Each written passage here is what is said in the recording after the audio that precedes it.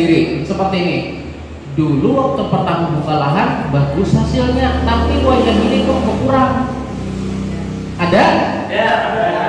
Jadi Bapak Ibu semuanya, semua diawali dari tanah.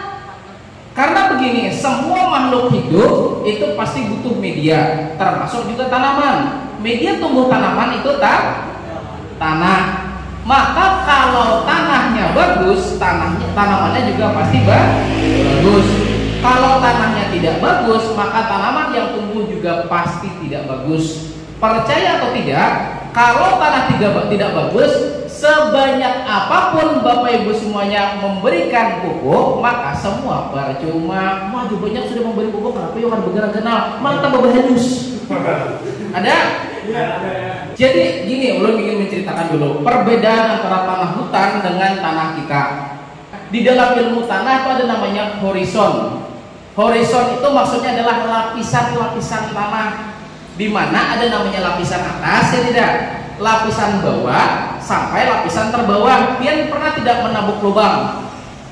Pernah tidak melihat ada perbedaan warna tanah? Ya kan?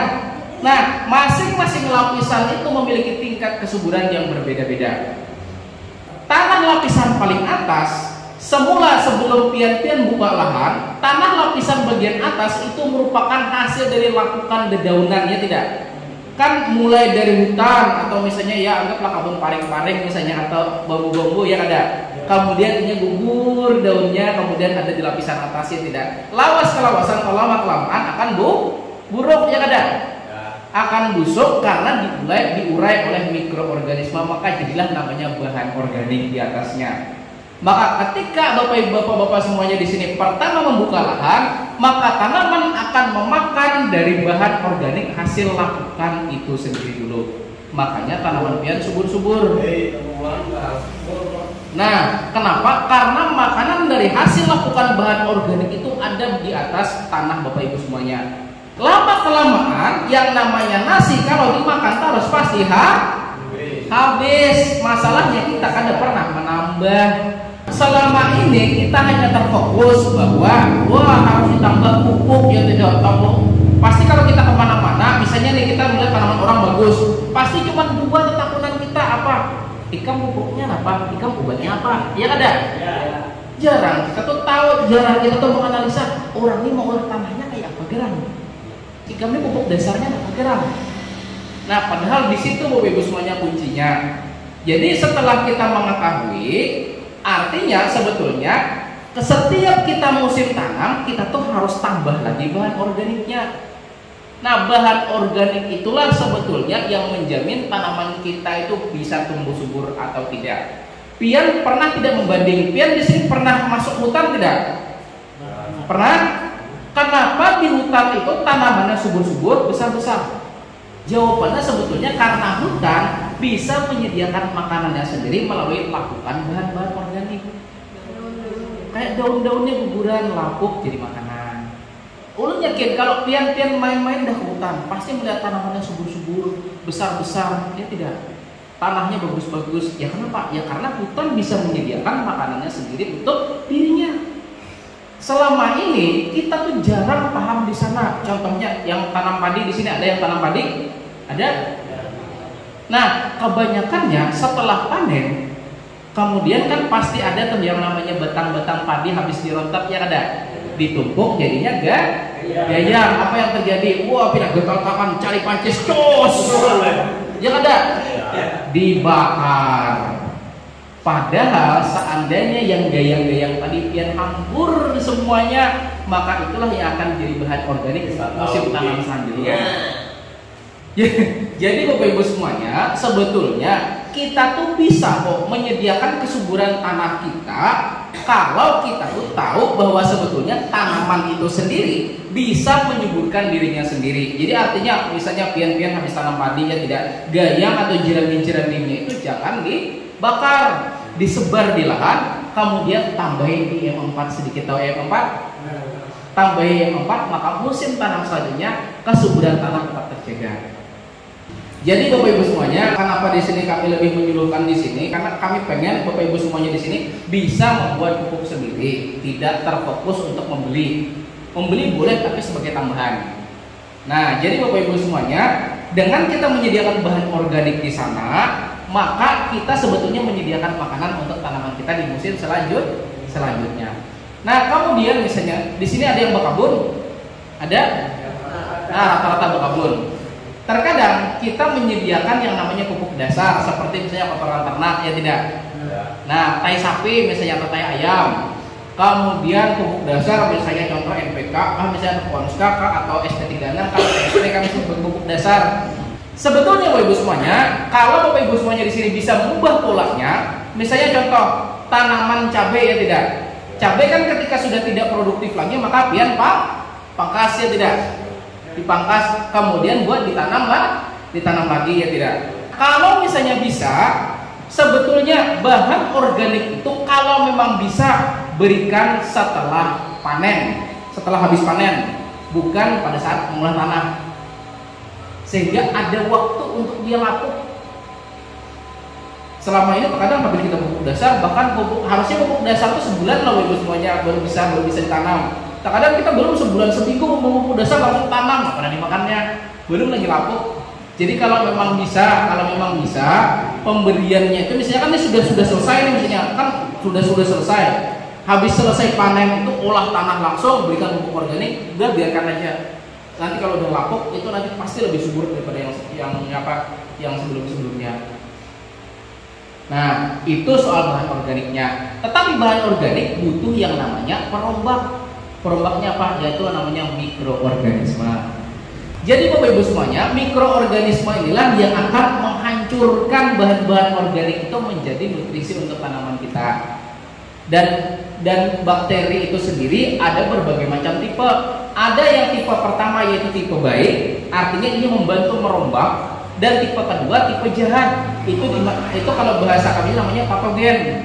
Nah, patogen ini Bapak Ibu semuanya kalau sudah bersarang di tanah kita, maka selama kita tidak hentikan, maka pian tanam selanjutnya kena lagi. Tahun ini kena, tahun selanjutnya kena lagi. Gitu aja terus. Kenapa aja tahun semalam karena tahun ini karena tahun karena? Ya karena memang dia sudah bersarang di sana. Nah, maka cara kita untuk membunuh mereka adalah melawan dengan bakteri baik. Misalnya nih di depan Anda ada 10 buah kursi misalnya. Kemudian sudah diduduki oleh 10 orang, maka orang lain pasti kada bisa duduk. Nah, begitu juga mikroorganisme. Kalau sudah diduduki oleh bakteri baik, maka bakteri jahat tidak bisa duduk lagi. Maka sebetulnya kalau memang pian di sini mau tanam selanjutnya lebih baik lagi, maka setelah panen berikan dulu mikroorganisme, biarnya perang dulu. Sehingga ketika pian sudah siap mau tanam, maka sudah bakteri baik yang ada di tanah. Nah, terkadang kita ini memberikan contohnya pupuk organik cair, mikroorganisme, bakteri itu pada saat tanam sebetulnya terlambat. Mendingan pada saat piannya sudah mencabuti misalnya, lubuk sudah ada produktif lagi, cabuti. Habis cabuti, berikan dulu mikroorganisme. Biarkan dia perang di sana sambil pian menyimpan bibitnya. Kalau sudah siapnya perang, sudah inya mendominasi karena kelihatan. Cirinya kalau mikroorganisme baik itu sudah menduduki kursi 10 tadi, bila pian japai ini kerak, ambus dan bagus, pina racah gebur. Itu berarti mikroorganisme sudah bekerja. Dan mikroorganisme sendiri itu ada yang sifatnya bisa menambah nitrogen. Artinya bakteri itu Ibu semuanya kan di udara ini banyak banget zat, contohnya nitrogen misalnya. Nah, bakteri itu sendiri bisa mengambil nitrogen di udara, memasukkan ke dalam tanah. Nah, sehingga ketika ini melakukan namanya penambatan nitrogen, maka ketika nitrogennya sudah banyak di tanah, maka 50% pupuk urea Bapak Ibu semuanya sudah bisa menghemat. Kemudian bakteri itu sendiri pun ada yang namanya pelarut fosfat. Pelarut fosfat di sini Bapak Ibu semuanya tujuannya adalah pupuk yang isinya adalah fosfat atau fosfor, contohnya SP36 dan TSP, itu bisa terserap 100% oleh tanaman kita. Faktanya kalau yang memberikan tahu SP36, tahu TSP, Dari yang Pian berikan itu maksimal cuma 25% yang bisa diserap tanaman. Nah, sudah diteliti oleh 2 orang dari Jerman. Dia meneliti ternyata pupuk SP yang kita berikan itu maksimal cuma 25% diserap oleh tanaman. Sisanya apa? Larut di dalam tanah. Maka dengan adanya mikroorganisme di sini, dia tuh ibarat kayak penghalang. Ketika mau larut, punya yang menegakkan. Nah, kayak itu kisahnya. Jadi mikroorganisme di sini menahan larutan-larutan dari pupuk fosfor di sana, sehingga pupuk fosfor yang tadinya turun larut ke tanah dinaikkan lagi oleh mikroorganisme, sehingga Pian ketika menggunakan mikroorganisme pelarut fosfat ini bisa menghemat sampai 50% penggunaan SP36. Dan ternyata itu kita bisa buat sendiri, namanya adalah PGPR atau disingkat dengan Plant Growth Promoting Rhizobacteria, artinya bakteri-bakteri yang dapat menyuburkan tanaman kita. Nah, jadi Bapak Ibu semuanya, dari PGPR ini, Plant Growth Promoting Rhizobacteria ini, yang sebetulnya bisa kita tangkap melalui akar bambu. Karena akar bambu ternyata ada bakteri-bakteri yang dapat melindungi bambu itu sendiri dari serangan penyakit, dan itu nanti akan kita tangkap untuk dimasukkan ke dalam lahan pertanian kita. Dan kalau Bapak Ibu semuanya tahu, 1 gram akar bambu ketika kita masukkan ke dalam mikroskop ada sedikitnya 100 juta mikroorganisme. 100 juta, nolnya berapa? Ketika Bapak Ibu semuanya masukkan ke dalam mikroskop, bayangkan 1 gram tanah akar bambu, kan biasanya di bawah akar bambu itu kan ada macam tanah-tanah akar gitu kan. Nah, itu ada 100 juta mikroorganisme. Saya sudah pernah teliti, dan kalau Bapak Ibu semuanya mau lihat gimana sih mikroorganismenya, ada kok di YouTube saya di sana. Nah, jadi bayangkan dari 100 juta mikroorganisme di sana, tiba-tiba misalnya ada antraknosa. Tahu antraknosa? Nah, tiba-tiba ada antraknosa datang menyerang. Wah, tadi pasukan sudah ada 100.000 nih. Ukraina datang, Rusia sudah siap. Wah, ada.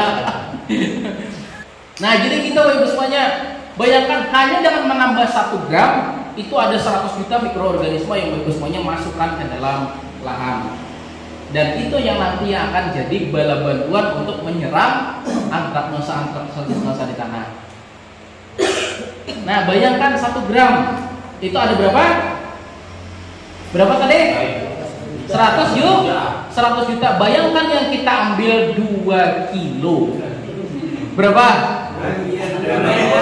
Ayo situ. Dan siapa pasukan? Makanya hanya dengan Pian di sini mengambil sebanyak 2 kg akar bambu, ya tidak 2 kg akar bambu, sama Pian sini sudah menyediakan miliaran mikroorganisme yang Pian masukkan ke dalam lahan pertanian Anda.